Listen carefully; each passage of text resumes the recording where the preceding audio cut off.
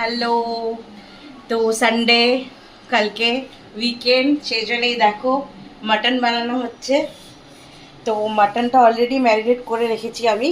তো মাটনের মধ্যে দই, সর্ষের তেল, একটু হলুদ দিয়েছি, বেশি দেব না, আর কাঁচা পেঁয়াজ, আর তার সাথে আদা, রসুন, কাঁচা লঙ্কা ও শুকনো লঙ্কার একটা পেস্ট বানিয়েছিলাম, সেটা সব দিয়ে এই দেখো সাদা তেল দিচ্ছি।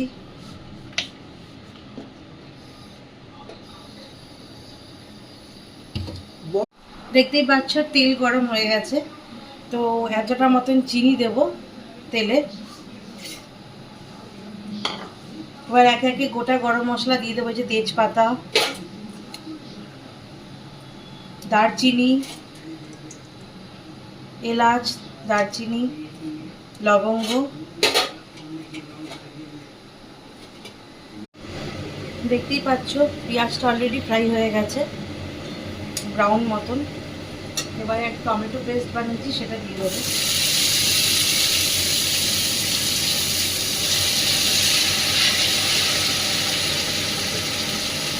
এবং হাই ফ্লেমে, তবে টমেটোর যে গন্ধ থাকে কাঁচা থেকে বেরিয়ে যায়।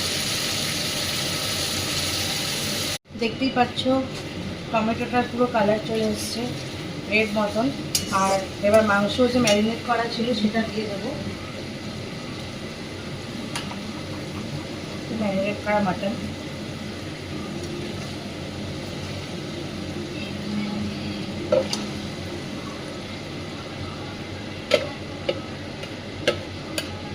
দেখতেই পাচ্ছ কভার করে দিয়েছি, কারণ মাটন সেদ্ধ হতে টাইম লাগে এবং পুরোটাই কড়াইতেই করব, সেই জন্য কভার করে দিচ্ছি। আস্তে আস্তে হোক, মাঝে মাঝে এসে দেখে যাব একবার।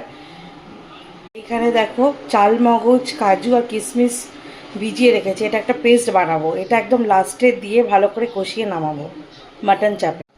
এই দেখো, তো এবার এতটা গোলমরিচের গুঁড়ো অ্যাড করব, ভালো করে মিক্স করে। তো এই দেখো কালার চলে এসছে। এবার চাল, মগজ, কাজু আর কিশমিশের একটা পেস্ট বানিয়েছিলাম, সেটা দিয়ে দেব।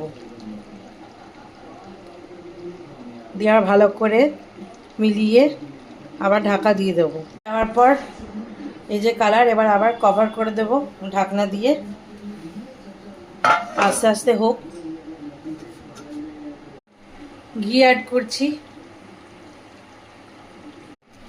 এবার গরম মশলা অ্যাড করছি, শাহি গরম মশলা।